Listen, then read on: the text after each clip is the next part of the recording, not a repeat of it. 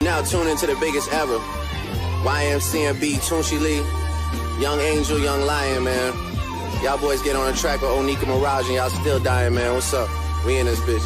This ain't gonna be the first time that I do numbers on 2 crutches. Seen more plaques than 2 brushes. Until I'm at the pearly white gates, I gotta move something, do something. All meetings happen in person, so they can't prove nothing. No, they ain't. Let's get ready to rumble!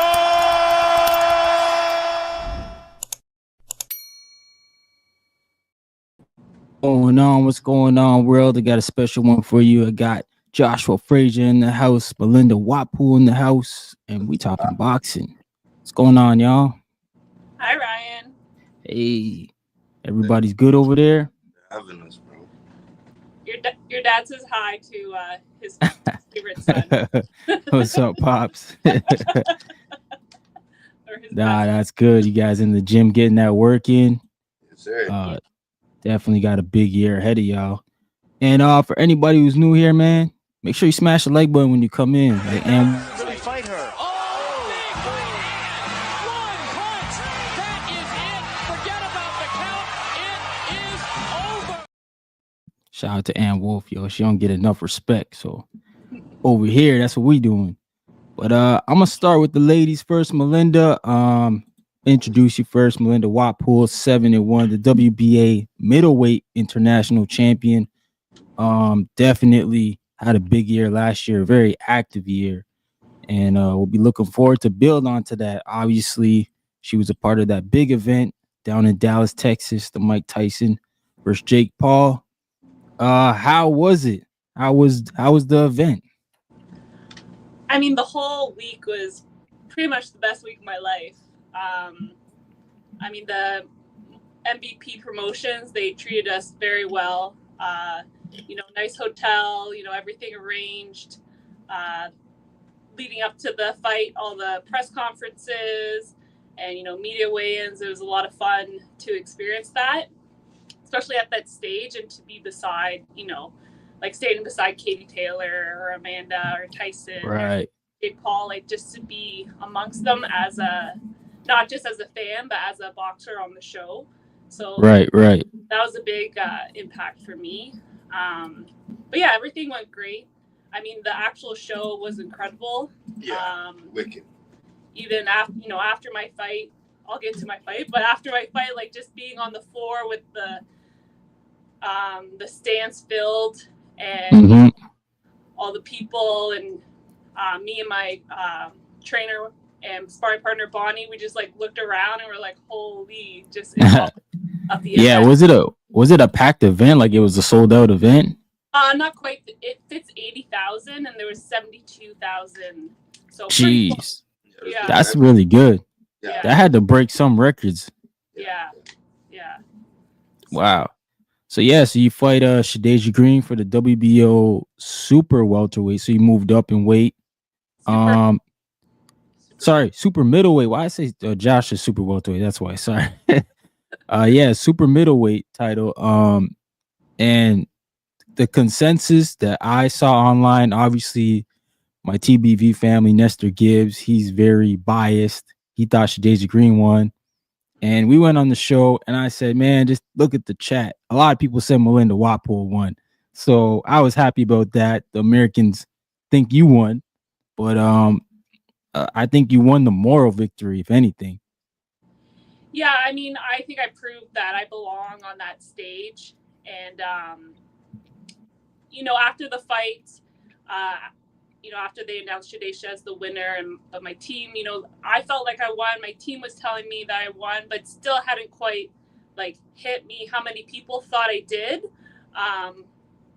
Because I thought I did well, and I did think I won. But then afterwards, just seeing all the comments, not just from my team or my boxing people or my family, but from Canadians, from other U.S. people, it wasn't just my small group. So it was definitely made the loss a little less painful. It's still a loss, and it was for a title. So I still have that goal in mind to get, but I mean, right. I only take positives away from this experience, and my promoter Tyler Buxton, helping putting it together, and MVP and Jake Paul, and even my coaches and Dwight, your dad. So just everyone was awesome leading up to the fight. So I really appreciated that, and yeah, I think it just shows I belong there, and I think personally it helps even my confidence, even though technically I lost on paper. I know I'm there, right? Yeah, exactly. And I think that's a big thing about it is like you didn't go in there and have a bad fight. You went in there and had a very good fight, competitive fight. And yeah, a lot of people thought you won. I thought you won. Oh shoot, we got Big 12 in the building. Let me pull them up right quick.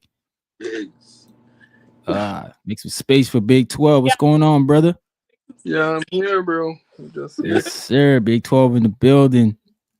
Yeah, so Melinda, obviously you had an active year last year too. I think you fought 3 or maybe 4 fights. Was it three fights? I think it was 3. Yeah, I had 3 fights, but 2 of them were for titles. So right, exactly. Yeah. So you definitely had 2 title fights. You won over Natasha Spence, and then you went into the Shadeja Green fight with some momentum, which was good. So what are we looking for 2025? Any wish list fights? New year, same goal kind of thing, right? Like looking at either a title at 168 or a title at 160. Hoping to get another opportunity there. Just still same goal in mind, and I think I'm going into this year with a lot of confidence and just excited for what the next step is going to be and what's going to bring. Yeah, and shout out to the women's boxing because it moves a little faster than the men in the sense of the unifications and the opportunities. So I'm hoping Mr. Turkey Al Sheikh, I don't know if you're watching, brother, but you need to get some of these women involved into your big plans you got in Saudi Arabia because they be fighting, man. You guys put on a good show. I mean, a lot of people who were just casual fans of boxing thought that Amanda Seriano and Katie Taylor stole the night. And shout out to Jake Paul because he wanted to make that the main event, but obviously Netflix was invested in Jake and Mike more. Yeah, that was one of the good things about the event. A lot of non-boxing fans or people that didn't watch a lot of boxing tuned in, right? So they got to see it, and I know a lot of, because my fight was on a little bit early, so a lot of kids got to watch it because usually my fights are on late. They can't stay up to watch it. So that was nice, especially since I do a kids class, and it's pretty cool that they can actually see me compete. No, that was awesome because it was on YouTube and I was watching it and it peaked out. Probably the highest I've seen it was 500,000 people. Yeah. And I'm like, that's really, really good for a prelim, of any kind. 500,000 people watching, is great. So obviously the event was promoted well, and we saw it because so many people watched it. And I heard Netflix is actually going to do another event with Jake Paul because he brought in so many subscribers. So Netflix is in boxing, which is good. Yeah. Yes. Makes sense. Yeah. All right. I want to go to you, Joshua Frazier. You 12-0, 9 KOs. You had a busy year too last year. You had 3 fights as well, brother. Was it 3? I had 3, and then I think I had 3 fights. Yeah, I think you had 3, 2 at the end there, 2 close ones. But that's what it's about: activity, staying active, and obviously moving up the ladder. So, what do you got plans for this year, or what's in mind? What would you like to do this year? So you know what, I'm happy with United. I feel like they're not pushing me too fast. They're not pushing me too slow, and they're still trying to give me the fights that I need to get to where we gotta go. Right now, they have a lot of fighters that have been fighting for titles and stuff. So I understand me just taking my time and making sure that I get the building blocks to where we gotta go all the way to the top. So I'm still at 154. I think I'm gonna be staying at 154. The talks about 147 will always come up. I've had great opportunities at 160. Thank you for the opportunities. But I feel like I don't know if I want to be going to the States or stay here and make Canada a staple yet. But I always wanted to go back to the States. So just getting on the same page with everyone, because also, you know, boxing in Canada, you know, there's been a few fighters that did bring those belts home and did it here.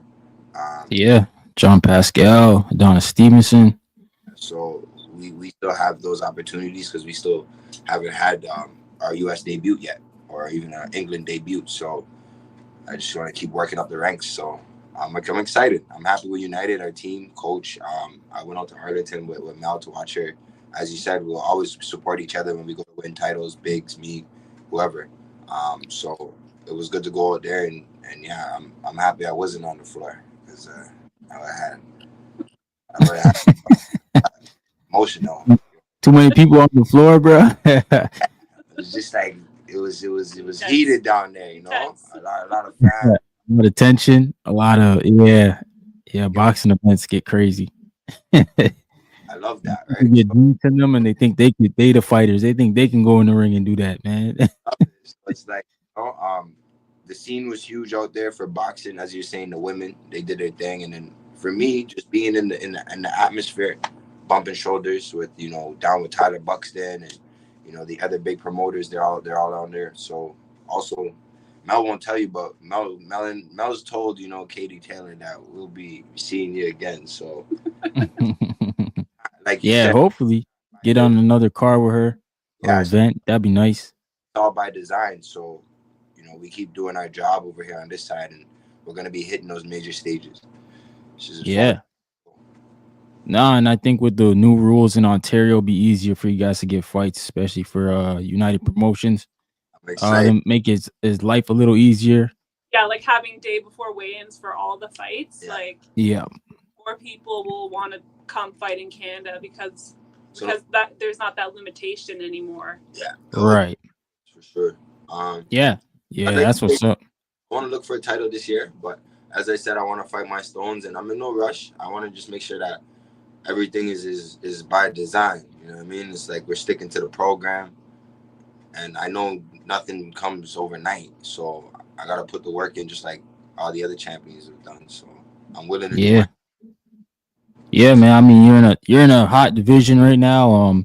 Like, you know, 154 is probably, when you look at the top 10, 15 even, is probably the most competitive division in the men's side, just from a standpoint of, you got, you know, Terrence Crawford hasn't fought anywhere else yet. He's still there. Jermell Charlo is still a champion recess. Errol Spence is there now. Sebastian Fundora's got 2 of the belts. Xander's in there. It's really a loaded. Exactly. It's a loaded one. So I mean, obviously you want to try to stay there and get in there with some of those guys, which would be nice. Yes, I do want to bump shoulders. I know that Fundora Spence fight might be off, or Fundora's fighting someone else. I asked coach, you know, if it's hard to get fights, so let's fight Fundora. But I guess that'd just be me jumping my breaks, you know. So yeah. There's a big lineup, man. You ain't gonna skip it. You know what I mean? Yeah. So I said, let me maybe start doing some community work. You know, get the community behind my back, and then maybe we can actually have enough people to go get that fight to be worthy. You know, because it's a big business too, right? So I'm gonna fight the ranks no matter what. But I guess when you're coming with stuff to the table, it's always lovely. Yeah. We're going to get to my big guy here, Ricardo Brown, in the building. 12-0, 11 KOs. One of the best heavyweights in Canada right now, coming up the ranks. Big Turkey out of the sheep, bro. If you listening, I know you love the heavyweights. We got another heavy-handed one here.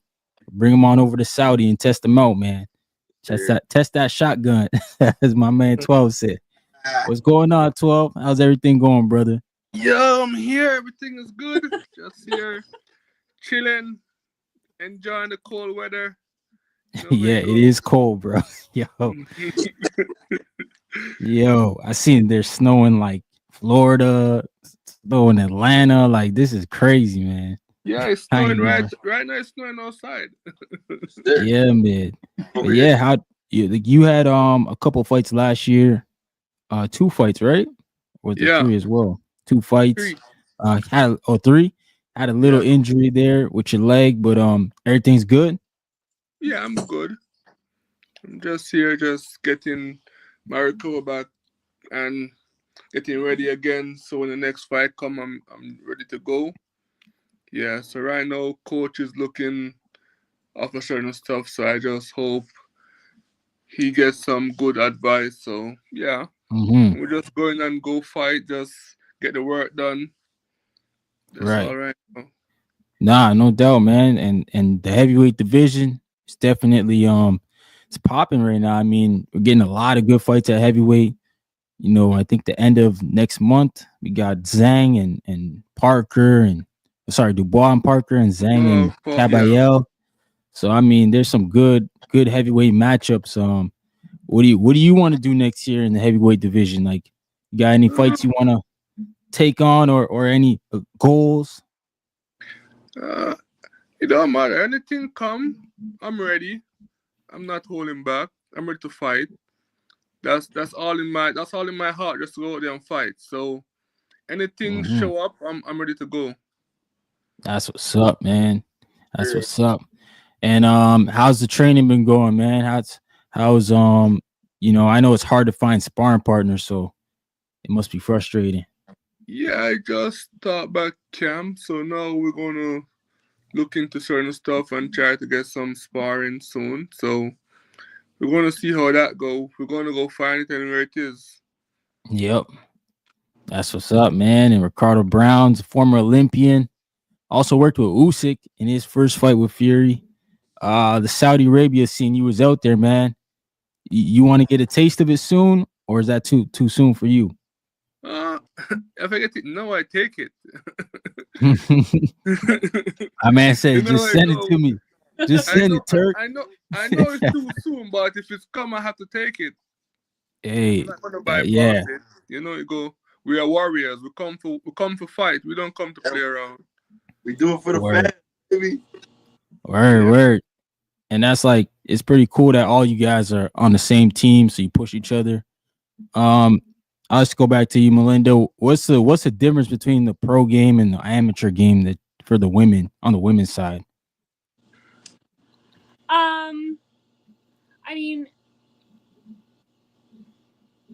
I mean the quality of experience has definitely gone up in pro because of the amateur game. You know, a lot of the past Olympians are now doing really well in the pro as pros. But I mean, the main difference I feel like is just like numbers, right? I think more women are into the amateur, but I mean, numbers have been rough a little bit ever since COVID. Like, we have a huge tournament coming up, the Brampton Cup, and the women's entry is very small. So, Really? if you know, girls aren't picking up early enough, or they maybe seeing these bigger pro fights will entice them to get into more at the amateur stage and work their way through. Also wanting something like that. Um, but yeah, the numbers are kind of hurting. I think pro seems to be like going up, and yeah, amateur. I mean, in Ontario, in Canada, it seems a little bit small. So hopefully, something like that will change. But Yeah. pro and amateur, I feel like they're quite different, like almost two different sports in a way. There's a big difference in your fighting style and how you fight, and just the mentality around it too. And you're kind of fighting like in amateur, you're often fighting for your gym or your province or your country. Not that we don't fight for those things, but it's more focused on the individual, the person that's in the ring.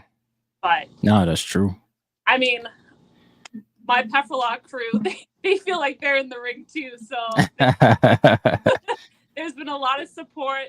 That I had that support as an amateur, but it's definitely changed and grown since I've turned professional. There's a lot more interest in it. And I mean, since my last fight, I don't think there was anyone in Pefferlaw that didn't see the fight or knew about the fight or talked about it. There was a big group at our Lions Hall that watched it, which Nice. Watching the videos like still make me kind of emotional because it's just such a special moment. Even though I wasn't there, I can feel the energy.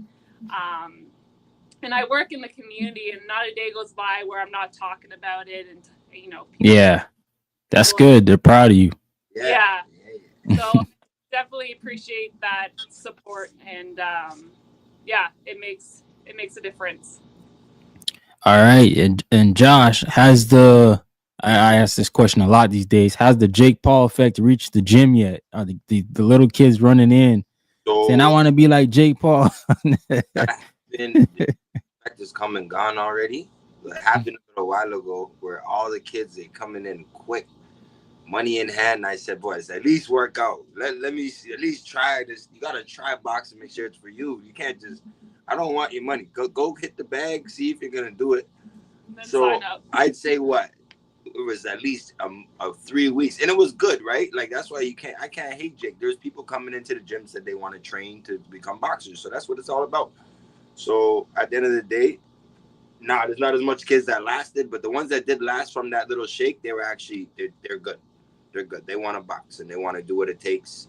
So yeah, we've dealt the ones that never swung a punch before and then want to swing and then learn the sweet science to just the one that were watching and thought it was something easy.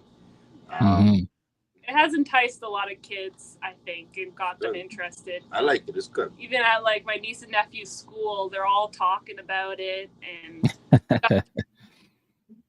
like they're like 10 and 8-year-olds, right? So yeah, they've noticed. Talking about that's crazy. Talking about Jake Paul. Yo, man, watching that's hilarious. Fight was big. I was there to watch Melinda fight for another title, 100%. So that's the only reason I was in town. But I expressed to the world that I went to watch Katie and Serrano headline. We did at MSG. Yeah. The first fight. Yeah. Also been there to watch Katie fight before. Yeah. We always run into her. We always say what up. And last time we were telling her, at least I was telling her that her and Mel next time they should see each other, they're gonna be fighting around, on the same shows and things. So.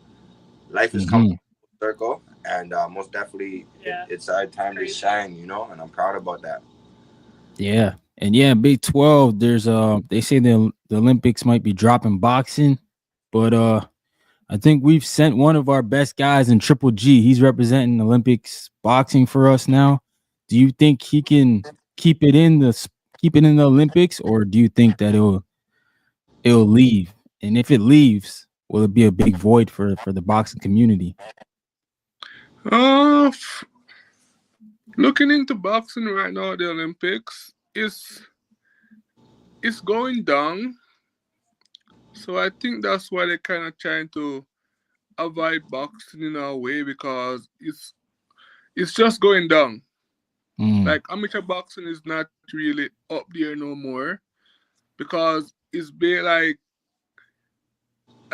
what I see going on is like politics in the boxing. Right, yeah, corruption, yeah. So that's what's going on right now. So even when I was in Jamaica, when I see the guy he run the boxing federation for the Olympics. Like I have words, like we talk, and he said to me that they don't really want to show boxing out, but it's just certain stuff what they see happening, they don't want to happen. Oh, okay. Like guys fighting women. So that's one of the big things. But yeah, that's crazy. Yeah. So it's just they feel like it's a fight. Right, exactly. Yeah, I think it's a bad representation on the whole event. Yeah, I never really thought of that. Yeah, especially when you get some of these bad these robberies as well, like these bad decisions. I think it was not even the bad, but the whole transgender thing where man want to fight woman. That's crazy. yeah. I hope hope boxing will never die, and I don't think boxing will die. I think we've survived that. We've survived a couple of wars, maybe not 3, 4 on her. I'm just saying the sport is growing, and with the other sports that they want to bring into the Olympics, I don't think they have enough power to bring on the viewing. Like, everyone's gonna watch them because it's the first time, but I don't think they have enough power to stay live. I don't think I don't think they have the numbers. And I think boxing is so needed in all the other sports for foundation of martial arts that in fighting it's key. So I don't, who knows? Numbers is the game though, but I don't think over history. It'd be too bad if I hope not. If it does go away because of Yeah. you know what I mean? Because there's a lot of kids that love what they do because of corruption right.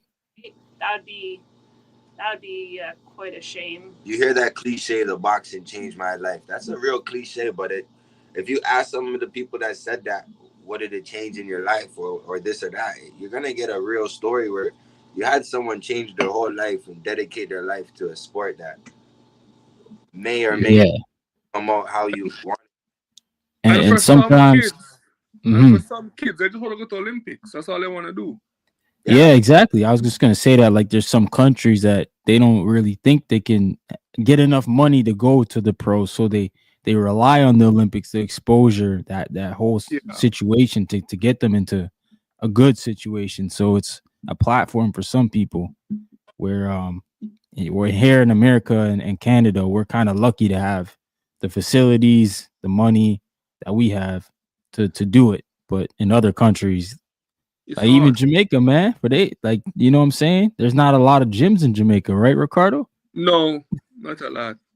I think maybe right now in Jamaica is only like maybe 7 to 8 gyms. Yeah, on an island. Maybe less too. Yeah, like because a few of them won't be open. Yeah. Yeah, there are gyms there, but a few of those gyms they're not gonna open until nationals or not. Yeah. A week. I'm home, man.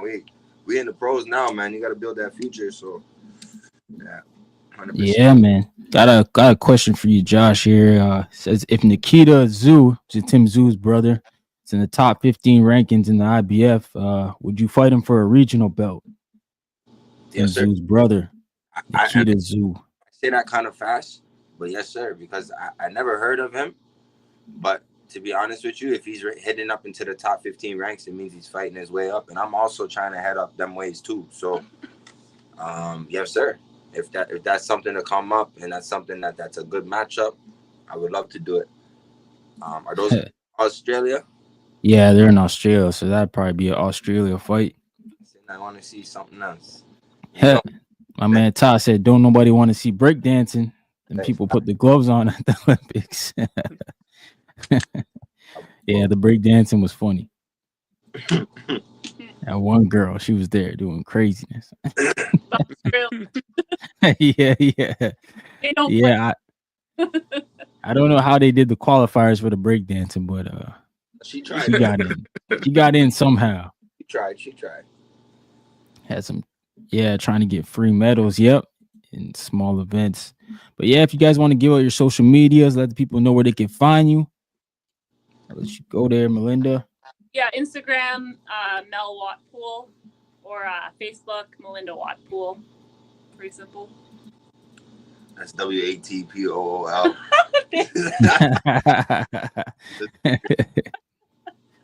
What about you, Josh? Where can they find you at? Hey, big shout out everybody watching. I want to say, thanks, bro, for doing the boxing talk up north. It's a big thing and it's growing. And I hope people are sending you your love. But you can find me. You can search up JoshuaFrazier.com. That's FRAZER.com, Joshua. Or you can search my name at any social media or Jay Frazier Boxing. You can find me. If you need fights, look up United Boxing and you can find out what's coming up. Word. And Ricardo, where can they find you at, brother? Yo, everybody know where I'm at. I'm everywhere. I'm not hiding, man. Yes, you can sir. Find me on Google, you can find me on YouTube, you can find me anywhere you want to find me. Just look up Ricardo Big 12 Brown. Ricardo Big 12 Brown, yo. Yeah, so you want that smoke, man. The 12 thanks for yes, sir. The 12 gauge shot, man. Yeah. You know what I'm saying? Yeah, Right, man. Tank? I just I got Tank. Yep. We're gonna bring that. But yeah, thanks for coming through, y'all. Appreciate y'all. And we'll talk soon. Appreciate you. yeah, man. Thank you for Yeah. having us, man. No problem, brother. Everybody Peace. stay groovy. Yes, sir. Man, we gonna get to the show now, yo. Appreciate everybody for coming through. I see my guy Ty in the building. I see my guy Oscar in the building. Shout out the hangout spot. What's going on, brother? Johnny down in Florida. You got snow down there, man? I heard there was snow. Ness was asking me how cold it was this morning. I told him it was like -20 this morning. He looked like he was scared. He was like, "What?" I was like, "Yeah, man. Appreciate y'all for coming through." But yeah, you out the clear, Johnny. Shout out to you, brother. You ain't gotta deal with that snow. I see a lot of people dealing with snow in Texas too. I was like, holy crap, man, something's going on. Weather is not it, but yeah, let's get into the show. I want to talk about Benavidez and Morrell. Like, it's heating up, man. I started watching the whole the little series they got going on, Gloves Off or something like that. It's too short, man. It's only like 11 minutes. I'm like, man, this is too short. Like, you know what I'm saying? For these guys, the type of content they've been giving us, we need like a full 24/7. You know what I'm saying? We need a whole half hour, 45 minutes. Shoot, give me an hour, man. Because, you know, this is the beauty of it. I ain't never heard David Morrell speak this much English. And he's talking so much shit to Benavidez. I love it, man. I love David Morrell's energy. I've always kind of loved it because I felt like he really was chasing down David Benavidez. And now he's got what he wanted. He got the fight. And, you know, we're going to see, can he hang, man? Can he hang? But, hey, David Morrell, I ain't gonna throw him out there because he's got Ronnie. I think he's got Ronnie Shields over there with him. And Ronnie Shields is a great coach. You know, he's made so many champions. He's been in so many corners. And I believe he can figure out a good game plan to get David Morrell, you know, to bother Benavidez. And Benavidez, he's going to lack the foot speed in the fight. David Morrell clearly, you know, with the RoboCop, yeah, he called him RoboCop, with that whole analogy and whatever that he's trying to say there is basically that, you know, Benavidez is stiff. Doesn't move very good. So, you know, they're going to take advantage of the ring. And I'm all right with it, man. I'm all right with this fight. Even though David Morrell doesn't have that many fights, he does come from the Cuban background. So we got to think that he has a lot of amateur experience being on that level. I don't think he's biting off more than he could chew, man. Like, we ask these guys all the time to fight competitive fights. They're giving it to us now. We just got to look at boxing. You look at what's already booked. It's already probably about the same amount right now in this first quarter as it was last year. Like, that February 22nd card alone is loaded. You know, then we got this one, David. This weekend we got Steven Nelson Pacheco. That's a mid card, but to me, it's got good fights on it because I want to see how Andy Cruz does. I want to see how Ernesto Mercado does. I want to see how Zaquin Moses does. You know what I mean? I want to see those fights, man. But this is a great fight, bro. I love this fight for Benavidez, especially at 75. This is his second fight. I'd rather see him fight this fight than to go fight Beterbiev. You know, I don't think Benavidez is ready for the Beterbiev fight, but who knows? Maybe he rises to the occasion. Shout out to Ty. He says, not gonna lie, PBC dropped the ball and the production has been ass. We've gotten better content from both of the fighters' camp, social media, and popping. Nah, for real, man.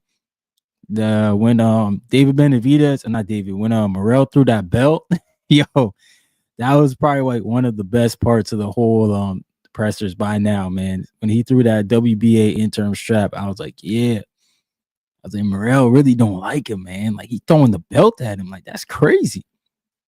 But I'm with it, man. I love it, man. Yeah, Oscar. Shout out to Oscar. He says, bro, the fact that he talked that much with a clear purpose, let me know out the gate he asked someone for help to write that down.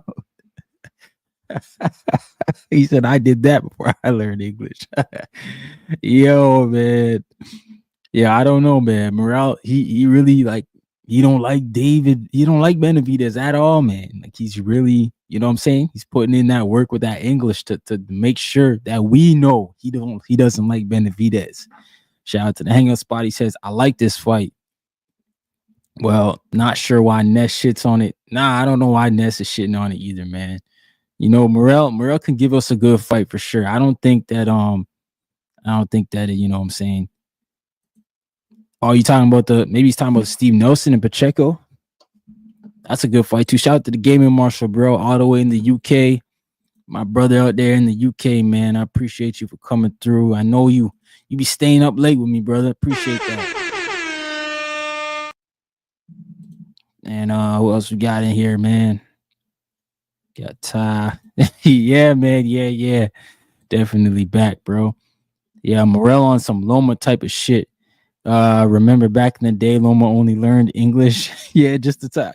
Yeah, you're right, man. Yeah, he was doing that when he was calling out Tank, and he was saying that, you know, Floyd was hiding Tank away from him. And you're right, man. Lomachenko, that was the Lomachenko I remember. That I was like, okay, that this dude's crazy, man.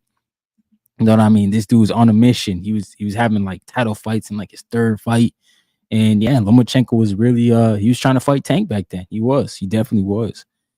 Yo, shout out to LA in the building. Salute, brother, coming through. Yeah, man. Shout out to Oscar. He gave me Marshall's City. Oh, I hope not, bro. Second division. Wow, Man City go down there. That'd be crazy. Shout out to Game Marshall. Said, what boxer do you think today has the best chance of defeating Usyk? Probably Dubois. Just because like Dubois' fight with him was you know, that punch was on the like it was, man, I felt bad for the ref because like he had to make that call, and that call could have went either way. It could have been a knockdown, or it could have been, you know, a low blow. But he chose to call it a low blow. And, you know, if you look at it, Usyk took a long time to recover from that punch. So I think that you know, Usyk would have got stopped that night. Should have that been a clean punch, but it wasn't called clean. So unfortunately for Dubois, I feel like that sucked the life out of him too, because he felt like he was cheated, and he just he didn't give us, like, he didn't refocus, man. He kind of gave the fight away, and that's why we always thought like, oh shoot, he's gonna be a quitter. Like, you know, we never gave him a chance against AJ. Well, I didn't, because he was quitting, but at the same time, Dubois went on a little run, man. He beat Gerald Miller, and then he stopped Herkovich. So he was on a 2-fight win streak against two pretty good opponents. So yeah, man, we'll see how it is. Shout out to Ty. He says that Pacheco fight finna play out like Johnny Fisher's last fight. That savvy veteran came in and beat him. Yeah, somehow was gifted a W. You're right. Yeah, Johnny Fisher should have never won that fight. I thought it was a draw, but I think his name was David Allen. Definitely should have won that fight. You're right. That was probably the first time we've seen a Riyadh season event where we're like, whoa, that decision was off. Like, that was the first fight that was like that. And yeah, Dubois, for sure, I agree. Yeah, Dubois, I think he's the guy. Yeah, there's no way that was a low blow. Yeah, I mean, Game of Marshall, a lot of people feel like that. A lot of people do feel like that. And I totally get it. I see why Dubois, you know, lost momentum in the fight, because, you know, he probably felt like he won right there, you know, and it sucks, man. But yeah, but back to this Morrell and Benavidez. It is a pay-per-view. This is kind of like the dicey part for me. I don't like to comment on too much, but I just don't think it's pay-per-view worthy. And I say that to say probably, you know, 2 years from now, or even 3, it is a pay-per-view. But now with the fights that we're getting, the cards that we're getting, the quality is up. Like, it's up. So, you know, this event does feature some names. You know, we got Stephen Fulton on here and Brandon Figueroa. and Nicole. You got Isaac Cruz, a well-known name. And then you got Cromwell Moulton down on the card somewhere, and Ramos and Jason Rosario. So I mean, the card is not loaded, especially not like the other ones that we've been getting. Like we're hearing Haney and Ryan, and they're sharing a card together. We got Teofimo Lopez supposedly unifying Richard Hitchens.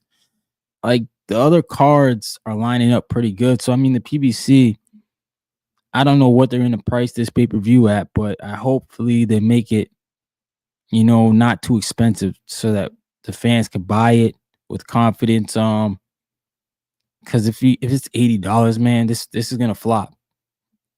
And I don't understand how you can just keep having flop events, bad numbers, and the fans, like, how are they supposed to get behind it? I don't get it, man, because David Benavidez, he's trying to be a star, man. And he's trying to be a star, and you can't present it with he does 50,000 pay-per-views. Like, you just can't, man. But we'll see, man. I just think that if they put it anywhere higher than 50, it's gonna flop, man. Like even 40's tough because of the way Turkey Al-Sheikh has that last crescendo card. It's $26, man. And that's probably gonna be the card of the year. It's got the best fighters on it and intense. Like it's an intense card, bro. Like even the first fight, Boazzi and Callum Smith. Like Callum Smith is a former champ. You know what I'm saying? And Boazzi is like, he's been in the game for a minute. He's like a top tier light heavyweight. So both of these guys are like top 10 in light heavyweight, and they're starting off the card. Like they are the first fight of the card. So $26 of that, and then you got this David Benavidez and Morrell fight, who we don't even know if Morrell is of that level of David Benavidez. I think he can hang in there and make it a good fight. But let's say David goes in there and blows him out the water, man. Then it's even worse, right? Shout out to the Hangout Spy said, I did not think it was low either. Yeah, man. A lot of people thought it wasn't a low blow. Low blow or not, he got cooked. Yo, that was the problem, man. Dubois, like after that, he didn't respond good. Like his body language and everything, like his energy was just off, man. They were charging 25 for it, it'd be okay with it. But 80, nah, I'm good. Yeah, I just said 80 as a number. I just threw it out there because I know the PBC likes to hike up these pay-per-view numbers. Haney and Loma was only like $50-something. And even Top Rank, they don't do a lot of pay-per-views. So, it's only the PBC that, for whatever reason, holds these pay-per-views so high. Like $79, $69. I don't think it's worth anything past 40, to be honest. So we'll see, man. Yeah, Triple D still has a shot to get back in the blood. Yeah, he can get back in blood. He just got to beat Parker. That ain't going to be no easy fight, man. Parker got some momentum behind him. Yo, LA. He said $80 for an interim unification is nasty work. Yo, bro, trust me, it's nasty for real, man. It's so nasty, bro. And you know what the craziest part is? Like on BoxRec, it's not showing as a title fight because interim belts aren't really full titles. So you know what I mean? It's crazy, man. Yeah. Yeah, man. So I mean, we just gotta. I guess it's a good fight, though. It is a good fight. I like it.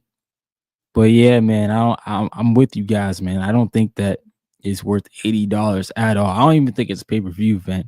Like it's an interim belt for real, man. Yeah. Though it has some names, it's not better than February 22nd. The fact that it happens in the same month, anything higher than 25, we're not gonna like. Yeah. And you know what's worse? Like for PBC, it's like bad timing because that February 22nd card is between two of their now biggest names. Like I guess Benavidez and Tank are the biggest names now at PBC. Now that Canelo looks like he's gonna go sign a deal with Turkey Al-Sheikh. So you got the February 22nd cards at the end of February, and then a week later, you got the May 1st card, the March 1st card for Tank Davis and Lamont Roach. And we don't know how much that pay-per-view is gonna be either. So I mean, that yeah, you're right, Oscar. Like it's gonna look bad against that last crescendo card. King Marshall said, "Fun fact: Jake Paul is now officially joining the UFC. Now he's ruining another company." Nah, man, Jake Paul is good for boxing. He brought us Netflix, man. We can't be mad at that. Todd says anything over $39.99 definitely will have grown men talking about, that $40 go a long way in the hood, especially with the ladies. Yeah, man. I mean, you might have to go fire sticky, as my boy Two Tone says. He brings up the he brings up the Drake song, bro. Fire stick boys, man. Back outside, yo. Shout out to my guy Tone, man. Yeah, oh man, don't tell me that, man. I hope it's not 80, brother, but man, hang up spot saying he thinks it's 80. That's crazy, man. It's crazy work, man. Yeah, folks not honoring an interim unification. They better be building this fight. Who's the real David? Yeah, you're right, man. They should be like saying that more. Like we got to get that, man. I think that's a better way to promote it. Who's the real David? Like who's of the Davids? Because yeah, the interim straps. Like shout out to Morrell. He threw that thing. He showed it no respect, bro. And I get what the interim belt is about. It's about getting a shot at the full belt. But, there's a big unification belt that's tied up, man. So shout out to everybody, man, that's tuning in. Shout out to my guy, Mike, brother. Thanks for coming in, man. Hope you subscribe to the channel. Hope you like what you see, brother. He said doing live chats after working nights. Love it. Keep up the grind, brother. And you know what, man? I work nights too myself. Sometimes I work rotated shifts. So, yeah, man, I get it, brother. It's hard, man. Keep your grinding, man. Keep grinding, fam.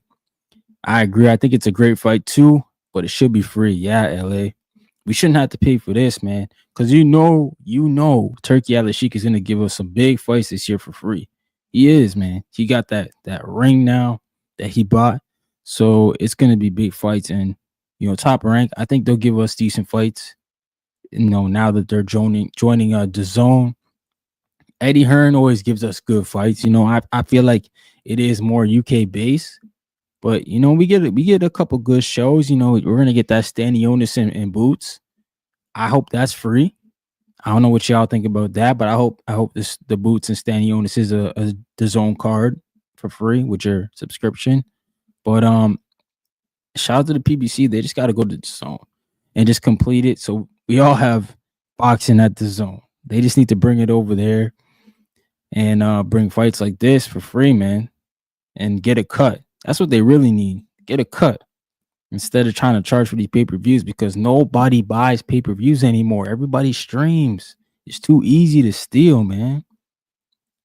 Way too easy. But we got Isaac Cruz on the card. Now, Isaac Cruz was rumored to be fighting against Ryan Garcia. He said he wants to focus on his fight, so he kind of gave Turkey Al-Sheikh the cold shoulder. Said, "Yo, I don't want to talk about another fight right now. When I got a fight, and he needs to win in a way of where he looks really, really good." And I'm talking about Isaac Cruz because he came off that performance with Jose Venezuela, Rayo, and Rayo took the belt away from him, and it just looks like when Isaac Cruz steps up to competition, he can't win the fight. You know what I'm saying? And Rayo, he did what he was supposed to do. He boxed. So I mean, we need Isaac Cruz to beat the brakes off this dude that he's fighting next. He's fighting against Angel Ferreira. He's 23-2, never been stopped. Mexican, so it's an all Mexican affair. We'll see what Isaac Cruz can do, man. It's at 140. I don't got much. Like, Isaac Cruz is a good fighter. I just don't think he is the top of the top. So even when Ryan Garcia was rumored to talk about him, I thought it was really a tune-up, man. I was like, man, like Turkey Al-Sheikh don't really give us tune-ups. But I see what he's trying to do with the tournament. He's trying to build up the fight with Ryan and Haney. So he's giving them good opponents, good names. But those are fights those guys should win with their, you know what I'm saying? They should win on any day of the week. But I think Isaac Cruz, he got to come here and do some vicious. Like, he got to knock dude out and just show us that, oh shoot, Isaac Cruz is really him. Get back on Riyadh season, get another check. Isaac Cruz, man, I don't know if y'all saw him at the presser. He looked like he put on a lot of weight. Like he blew up. And this might be a result of him getting some good paydays now. You know, silk sheets, it's hard to get out. But I was surprised by his weight, man. He looked like super fat in the face. And I was like, damn, Isaac Cruz, bro, you supposed to be like this machine. I hope you're not getting too comfortable.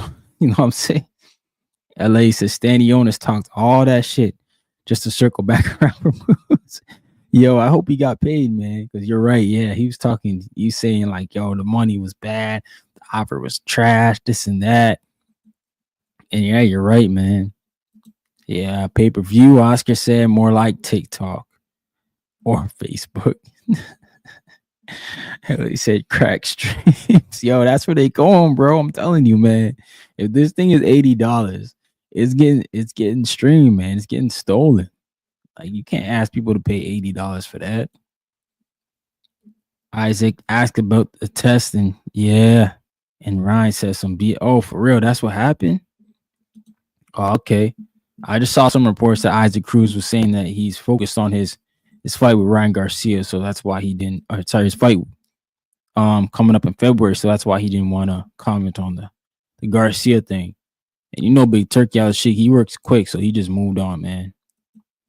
And that's cool. I'm all right with that.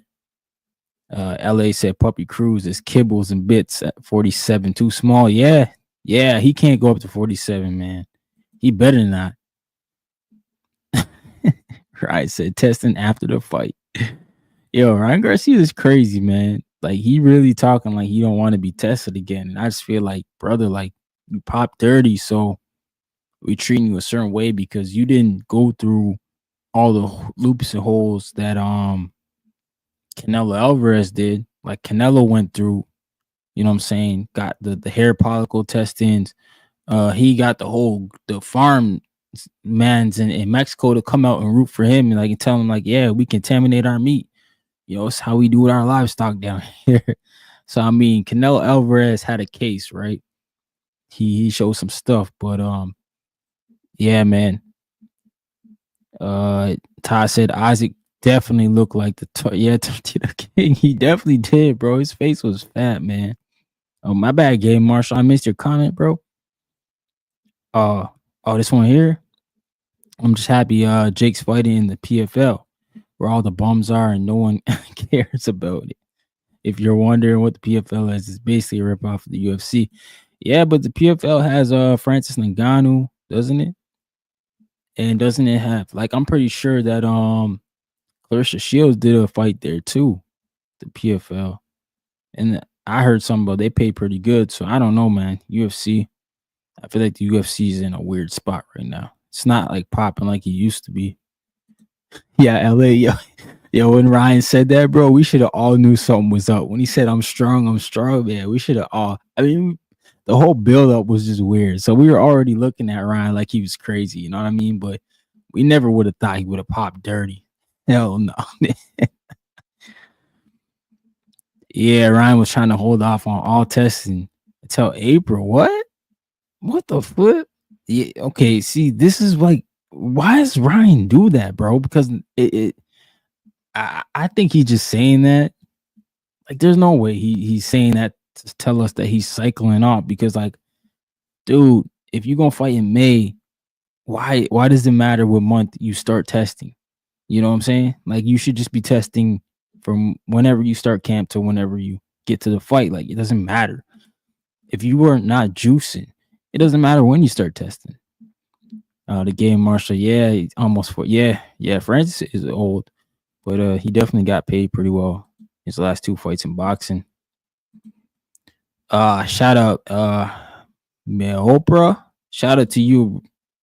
Not sure where you came from, man, but shout out to you. Subscribe to the channel. Really appreciate you for coming through. Gotta sign the horns for you, man. Definitely.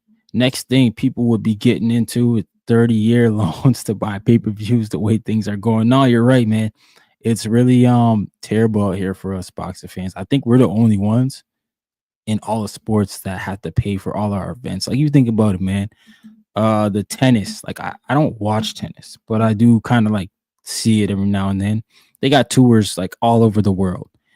Can you imagine paying for each tour like a pay-per-view? Like, it's crazy, man. I couldn't, like, paying for Wimbledon pay-per-view and then Australia Open pay-per-view. Like, that's crazy. Same with the F1. They do F1 all over the world, and I couldn't imagine paying for every F1 car event if I was a F1 fan. Like, I watch it occasionally, but you know what I'm saying? It's free. So it's easy to just turn on and watch. Boxing, no. You got to figure out where the fight's being on pay-per-view, because like it's not all on pay-per-view.com. Some of the fights are there. Some of the fights are also at the zone, and then some of them are on Top Rank. So there's like different destinations. So you got to figure that out. And then you got to figure out, okay, is it worth buying because of the card? Are they giving us a card to buy? You know what I'm saying? So it's a tough buy, man. It's a tough everything for us boxing fans. It's terrible. Oscar says that Ryan finna be in the ring looking like Pizza Hut pizza. Yeah, greased up, bro. Yeah. Yo, Ryan Garcia's funny, bro. So he's basically saying without saying he'll be clean when his suspension is scheduled to be lifted. Oh, maybe that's what Ryan's trying to say. I don't know. Ryan Garcia is crazy. He's definitely one of the funnier dudes in boxing. But yeah, Isaac Cruz needs a big performance February 1st. All right, so 126 is heating up. Obviously, we know Espinoza said he wants to stay at 126, meaning he wants to unify. Nick Ball's got a title there. Angelo Leo is getting ready to defend his title, I think. And then, you know, the winner of this fight has a WBC. Brandon Figueroa is definitely carrying it into this fight. I don't believe Stephen Fulton can beat Figueroa at this point in his career, man. Yeah, I just don't think that he's there. I just think that basically Brandon Figueroa he's trending up, and Stephen Fulton, I think his confidence got smashed by anyway, because even in his last fight against Castro, he got dropped in that fight, man. That was crazy. But I just don't know, man. I don't know. Oh, my man, Ty, he sent me the VADA thing. Oh shoot. That's when I guess this is when Ryan Garcia's thing is supposed to be lifted. But yeah, basically Rolly reps insisted they do VADA. Oh shoot. Rolly wants to do VADA is what you're saying. Okay. But yeah, Brandon Figueroa versus Stephen Fulton. I think Brandon Figueroa is going to win this time around. I know the first fight Stephen Fulton won. I just think Figueroa is like, he's the more aggressor, stronger fighter. And, you know, I saw Stephen Fulton. He didn't look great his last fight. You know, he didn't look as good, man. I feel like, you know, anyway took something out of him in that fight. He seems gun shy. And, you know, Brandon Figueroa, he's a tough dude. Like, he's a very heavy-footed fighter. Like, he's going to come straight forward. And he's going to throw tons of punches. You know, those little guys, man, they throw a lot of punches. So we're going to see a lot of punches and bunches. And I just don't know if Stephen Fulton is going to be able to avoid all that pressure, man. I just think it's going to get to him. I think Figueroa is going to stop him. To be honest, I hate to say it. I think Stephen Fulton, man, anyway, took something from that guy when he fought him. I'm going to be honest, man. He hasn't looked the same at all. So for me, it's frustrating to say, but I think Stephen Fulton, it's a wrap, man. I think like he's done. He went against the grain. It seems like any fighter who goes against the grain, you know, and goes and takes a fight, you know, from the PBC, they end up getting smashed. Like we saw Wilder go against the grain, go over the Matchroom and do the 5v5. We also saw Earl Spence go against the grain and take the Bud Crawford fight. And we saw Stephen Fulton did it too. Like he went over to Japan and fought anyway. I don't think that they advised him to do that. So we'll see what it is, man. Shout out to LA. He said Misfits did more shows than PBC last year. Oh, yo, bro. Yeah, I be on TBV sometimes. There's a dude named Tip Bayless. You would hate to hear that, man. But he's a cool dude. He just loves PBC too much. Fulton should have stayed in Japan and signed out there instead of coming back to America. See, yeah, he probably would have got more love out there too. Like those smaller divisions, they like those divisions out there. He would have got good fights for sure. But I guess like just being away from home maybe would be tough for him. But, I mean, he could do camp in America and then just get ready to go fight out there. Yeah, that's what Rolly and Ryan had to sign off on and read. Yeah, I'm gonna read that, man. That's crazy. Vada, see, I knew Vada was gonna be involved, even though Ryan Garcia wants USADA or something like that. I don't know, man. But he's yeah. Yeah, man. He trying to earn with her. Oh, for real. Stephen Fulton? I mean, why not, brother? But I just don't know who Eddie Hearn got over there for him. I mean, he can probably get him in some fights, but who he got over there for Buddy, for Stephen Fulton? I don't know, man. It's tough right now. Tough right now over there for the PBC. And the opener for the February 1st card is Jesus Ramos Jr. versus Jason Rosario. Rosario, obviously, he made a return, I think, at 160 on a Pro Box event against Jarrett Hurd, which they fought to a draw. And Ramos Jr. is coming off a loss against Lubin.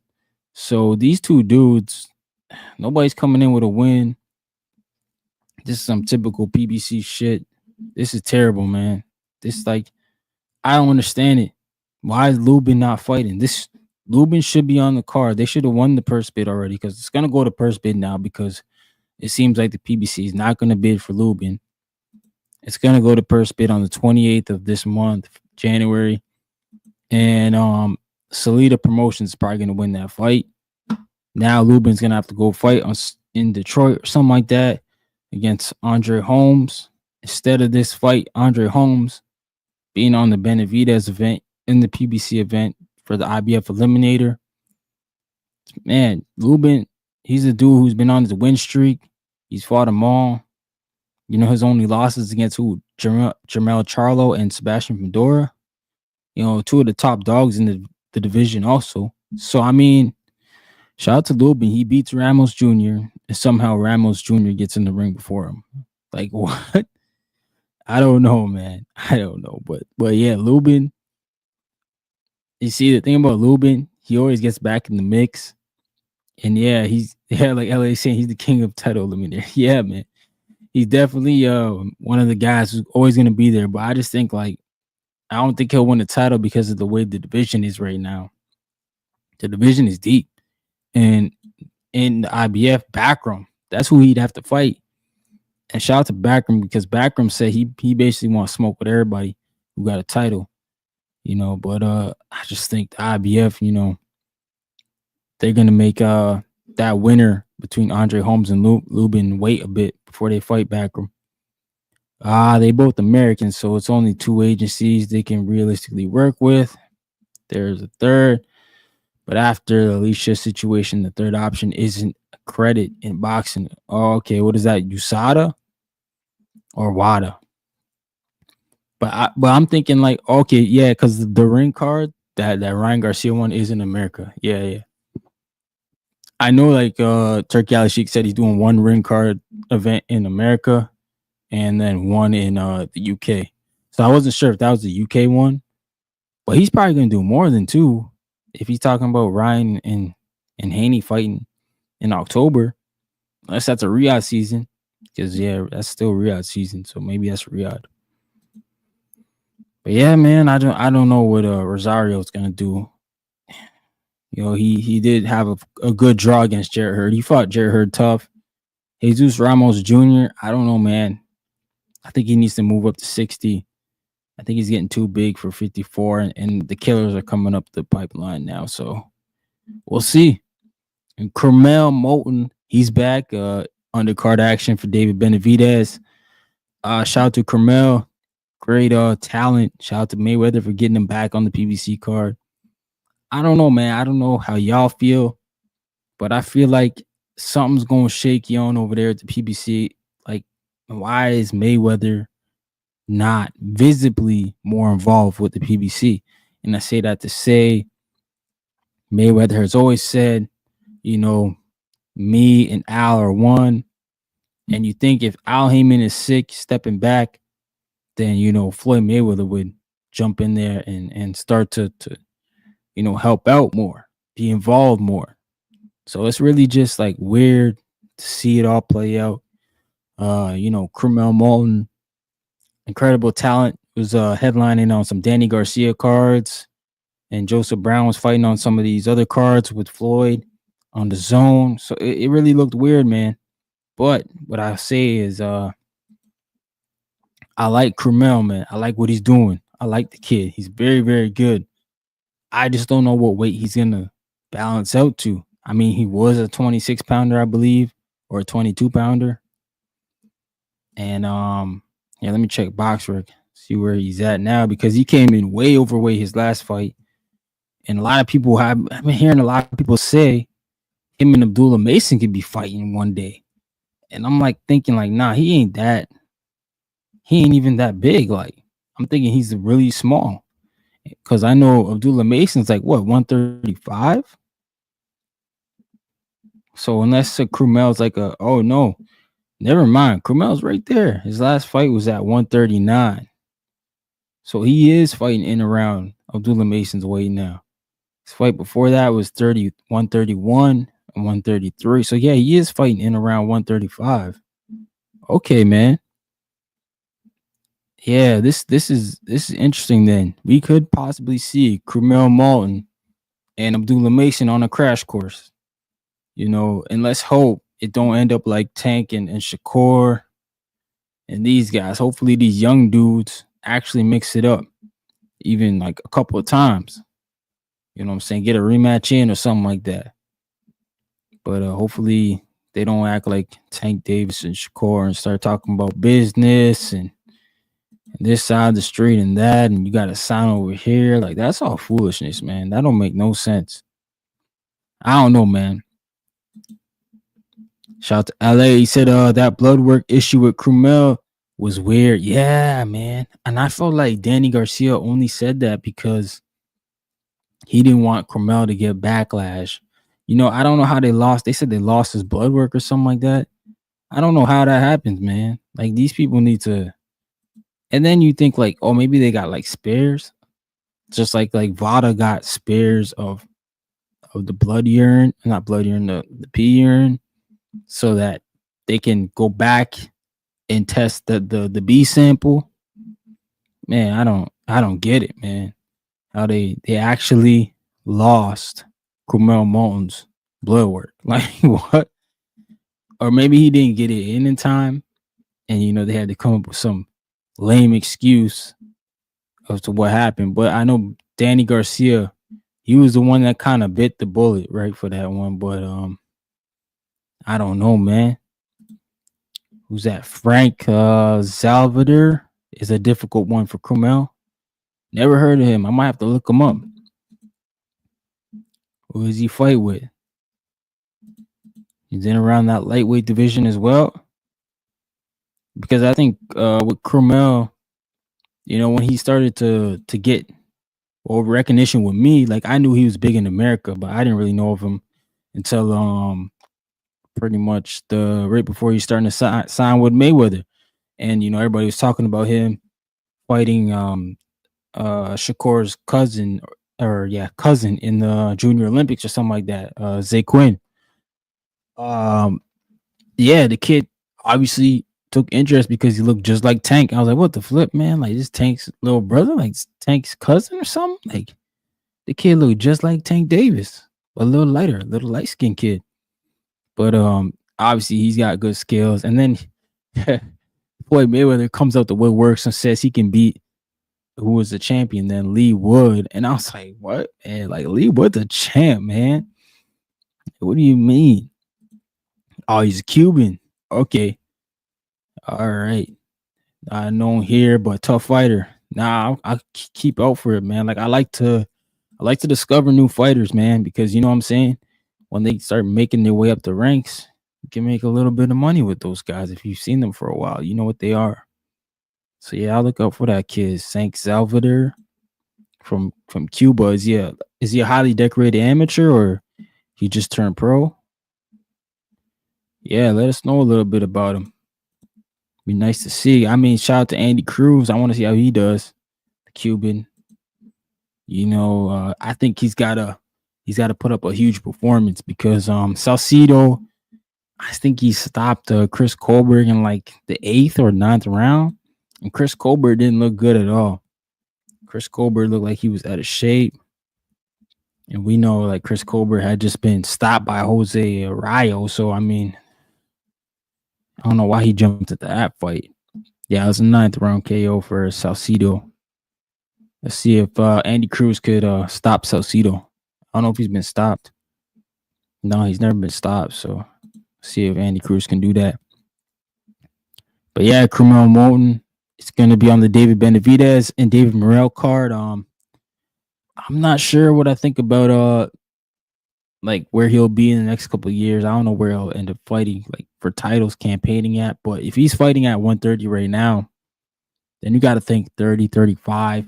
Probably at 130, he'll win his first title, and then 35. But where will Abdullah Mason be? Because Abdullah Mason is like way further ahead in fights than him. Like Abdullah's got like what 17 fights. Like he's got more fights than Keyshawn Abdullah Mason. So he's been active, extremely active. Yeah, this Fedora BS is getting he's trying to get stripped at this point. Like if I was Fedora, I'd be really mad with Samson. Because it sounded like Samson was promising him the Spence fight without promising him. Like it was never in stone. It was never in stone. It was never signed. We always had rumor dates. We never had an actual concrete date announced or anything like that. So the WBC, they even cheated and moved Spence all the way up to number 1 in their rankings to try to make that fight happen. And shout out to the WBO. They stood on 10 and said, "Nah, we ain't letting Spence fight for our title because he's not ranked at 54. He's not ranked in the sanctioning body." So they just put their foot down on that fight. So I felt like that was a good thing. Yeah, they all come with a pretty good amateur background and good boxing. Yeah, the Cubans. The Cuban school is awesome, man. And you know what I've noticed about the Cubans coming into the pros, the guys before the Rickendows, I forget the other guy's name, man. But a lot of those older Cubans were more defensive sound. So a lot of people said that their style wasn't fan friendly. Now we got the offensive Cuban style. I think it's offensive. You got David Morrell and Andy Cruz and Osclius Igelis. I forget his name, bro. But he was with Eye of the Tiger now. He fights on Top Rank. That guy, he's at 168 as well. He's knocking everybody out, man. Iglesias or something like that. These guys are offensively sound now, the Cubans, and that's scary. Even though the defense is not what it used to be, and I say that like it's not slick, I understand what they're doing, man. They're going to a fan-friendly fighting style, and they're really getting interest of people. Like Andy Cruz, David Morrell, those guys are big names in the sport now because of what they're doing, man. Wasted a whole because of Samson. Yeah, man. Samson, I don't know, man. I don't know why they avoided Terrence Crawford for. I mean, I feel like now they would have had a Terrence Crawford fight, and if you negotiated properly, maybe you got a rematch. You would have had a fight already. It could have been the stadium fight, which was in May or August, sorry. So Sebastian and Tim, they fought in March. Yeah, that would have gave Fundora a lot of time to come back. But he said he had a broken nose. They just made excuses after excuses. And then Terrence Crawford just had to go fight, match him off. Yeah, man, that was pretty much it. Let's check out the. Let's check out the. Let's check out the. Let's see what's going on in boxing, man. I know there's another card in the UK, but I'm not 100% sure who's fighting on it this weekend. Because I'm looking forward to the Steven Nelson card and Diego Pacheco. Oh, Inoue's fighting. Shout out to Inoue. He's fighting this weekend on Friday. Obviously, he should win, but anything could happen, right? No, I don't think Inoue is gonna lose. Like, I don't know who he's fighting, but Inoue gotta move his ass up to 126, man. Yeah, LA. Yup. If Sebastian Fundora goes, he gets a turkey bag, and as long as Samson constructs the contract as a rematch clause, then they get 2 turkey bags, man. Nothing wrong with that. But instead, they don't even know who they fighting Cordell Booker now, so they're not getting the bag at all. They're getting a bag, but they're not getting the bag they could have got. You know, they probably could have got 2 bags for the 1 bag you're gonna get. You know what I'm saying? The 1 bag you're gonna get with PBC, he could have got, he could have got way more. But it is what it is, man. I mean, I don't like the business of boxing. It's very frustrating, man. But Turki Al-Sheikh is here to change that. But I know a lot of people are not happy about it because he's putting the fights in Saudi Arabia. But I don't think that matters, man. Boxing's a global sport. It's everywhere, man. But oh shoot, Golden Boy's got a card on Thursday. Eric Priest versus Howard, middleweight. Okay. Shout out to Golden Boy, they're back. And Golden Boy has a lot of shows too. And Friday's Inoue. Oh, Jin Sasaki's fighting on the Inoue undercard.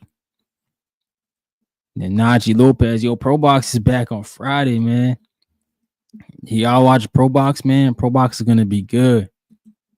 Najee Lopez and Castillo. Shout out to Pro Box, man. They always have on good events. They always put together good cards. I got nothing bad to say about Pro Box. Hopefully we see them more active this year. I felt like kind of like the tail end of the year, they kind of like stopped going hard with the fights, but I like the every other week, fight. Two fights a month. That's crazy, man. Yeah, the hangout spot. I know you'll be there, bro. You gotta let me know how Najee looks, man. He's looking like he might be the truth, man. Najee Lopez. Yeah, I might have to go to Pro Box too. Hey, yo, Cool Breeze. All right, man. Well, if you see you in the hangout spot, if y'all can link up, that'd be cool, man. Couple dudes, through the community. Boxing's a small community, so y'all show love when you see everybody. Yeah, Pro Box is legit. It is, man. Pro Box is Pro Box is awesome. I remember the first time I watched some Pro Box. I think it was Ness that told me to watch it. He was like, "Yo, you gotta start watching Pro Box, bro." He's like, "It's good fighting." And obviously, the names are not off the page, but I understood as soon as I seen the concept. I understood it. I was like, okay, these are like mid-level fighters. Some guys trying to get back in the mix. And then there's younger dudes who don't really got a name, not really signed, that need to get in the mix. So all the fights are like 50-50. They even fights, man. They ain't going to be no 60-40, 70-30 fights. Pro Box, you in a real fight, man. And I love that whole concept. I think we need that more in boxing. Competitive at a mid-level stage so that we can build some of these guys up to the next level. We never really had that. It's just kind of like you take a jump from the mid-level to the top, and some people are not ready for that jump, man. So Pro Box is going to test you if you're ready for that. Yeah, the hangout spot said Najee's my guy. Gonna get him on the live with me. Yo, for real, man. I gotta check in on that. Shout out to Najee Lopez. Yeah, if you're boxing in America, tell your promoter to not be cheap and use USOPC, but you get cooked because that Cromwell situation still looks Mickey. Oh, that's what happened. They were using somebody who wasn't good at that. Yeah, I mean, I don't understand how you lose the blood, bro. Or you end up in a situation like yep. Like like the boxer, yeah, man. You should never really have to worry about your blood work, bro. That's the last thing you should have to worry about. Yeah, pro box is gonna take off in 2025. Yeah, I see they on Friday too. So they trying to take over that Friday slot, which is good because you can go do some stuff on Friday night. Wednesday's a little tight because you might have to go to work on Thursday. So they could definitely take over that Friday night spot for real every other week. I mean, nobody else does it. I mean, Golden Boy sometimes they got fights on Thursdays and Fridays, but Pro Box is consistent. That's what I like about them. They're consistent. I think they're fair too. I don't know what those guys are getting paid over there. I don't really care, but they getting an opportunity because if you win like 2 Pro Box fights, you're seeing these guys in title fights. You're seeing these guys in big fights. You're seeing them on TV after. You see them get the big money fights, and that's what it's about, man. Yeah, Cool Breeze. He said, yeah, he works on Wednesday night. See, yeah, man. Exactly. That's why it's perfect to be on a Friday, because you don't have to get up early to go to work on Saturday, if you got the weekend off. So you go spend a late night out on Friday and just relax on Saturday morning and then, do your thing on the weekend. And usually there's a weekend fight. So you're probably going to end up watching boxing Friday and Saturday night. Yo, it works out good. Yeah, LA said Angelo Leo, yep, going to pro box and then sparking Vendra after that was a good look. Yeah. Angelo Leo went the pro box route and he got back in the title belt, yo, and beat on Lopez. That was a crazy knockout, man, over Lopez. Yeah, they being cheap. Oh, okay, I see what you're saying. They didn't use a good lab testing company that could secure it properly. So you got to pay a little extra for the good company, the premium. Yeah, how guys be these days, man. Especially like a Danny Garcia. I'm not trying to shit on Danny Garcia's event, but it's a lower level production, so they're probably not spending high dollar value on everything they're doing, right? But they definitely should step that up, man. Oh shoot, I thought I had the Discord link in here for y'all. I guess I ain't got it, man. Let me drop the Discord link in for y'all. See y'all could join the Discord, man. Let y'all know when I'm going live, when I'm doing what, and just talk some boxing in there, man. Y'all know how it is. Boxing's a great community. I love boxing, man. I was lucky enough to grow up in the sport. My pop done had a gym since I was like 2 years old, man. But yeah, we definitely got some boxing. I think boxing gonna start to kick off for us in the next couple weeks here. We got the Diego Pacheco card, and then a week after that, I think we got the David Morrell, right? Yeah. So we got this weekend, we got the Diego Pacheco, and the next weekend we got the Morrell and Benavidez. And then yeah, we rolling, man. We back at 2025. Boxing's definitely in a great space. Any fights out there everybody want to see, man? Anything on the docket that you guys are like, yo, we got to get this in 2025? I know for me, it's the Haney and Ryan rematch. We got to get it, man. It's probably the most talked about fight. I mean, these dudes fought in April, and we still talking about that fight. People still talking about that fight. So it's definitely got buzz behind it, and I think it's a good fight, man. Using VADA or USADA, they come straight to you and then it's shipped directly to WADA facilities and not just sitting around a random lab or fridge. Oh, okay, I see what you're saying. Yeah, so he didn't want to pay for the VADA or USADA. Yeah, because definitely it's going to be more if they got to come to you. But yeah, I guess that's what what's the tough thing about. But yeah, basically my breakdowns are I got David Benavidez winning against Morrell. I didn't even give you guys my winners. That's why I got to go back through it, man. I was just talking about the fights. Yeah, so I got David Benavidez winning. I got Isaac Cruz winning. I got Brandon Figueroa winning.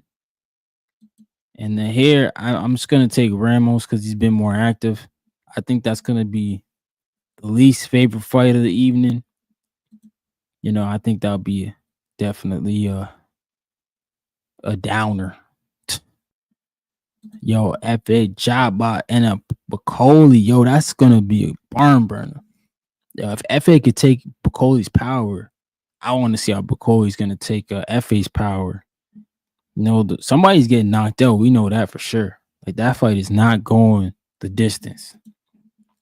Somebody's going to stop. What are your predictions for the February 22nd card? Top Boxing News says, I'm gonna go with I do think Madrimov is gonna spark out Virgil. I don't know, man. I just have a feeling Virgil Ortiz is not who we think he is. And I think Madrimov is much better than we think he is.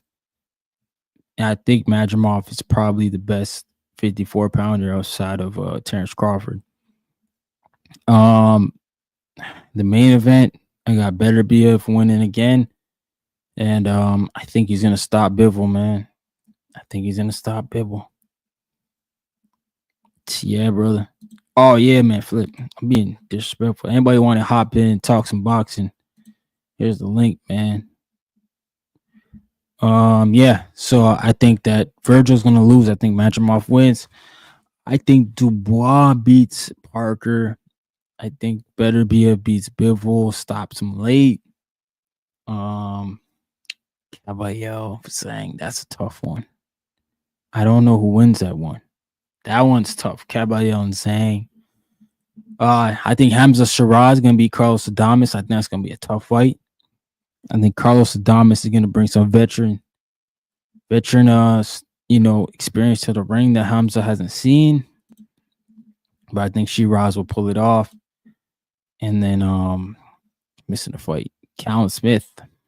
Oh, Shakur Stevenson. Yeah, you see, I skip by that because I feel like that's a mismatch, man. Shakur Stevenson should beat the brakes off Floyd Schofield.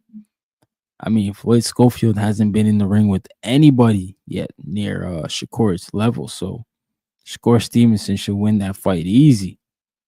But we'll see. This is Riyadh season, and then I got Boatsi beating Callum Smith. I don't think in the court. Oh, I'm on StreamYard today, Oscar. I dropped the link. Yeah, I'm on StreamYard right now. I can't bring up Discord. But here's the link again, brother. But yeah, I do think that oh shoot, man, both of y'all in there. I can't bring both y'all up. Y'all come on StreamYard. I'll bring y'all up to the stage. I dropped the link in the chat. Yeah, I think that February 22nd card, Shakur Stevenson and Floyd Schofield might be the most wide like it's got to be the most, how I say it, spread out fight on Riyadh season ever.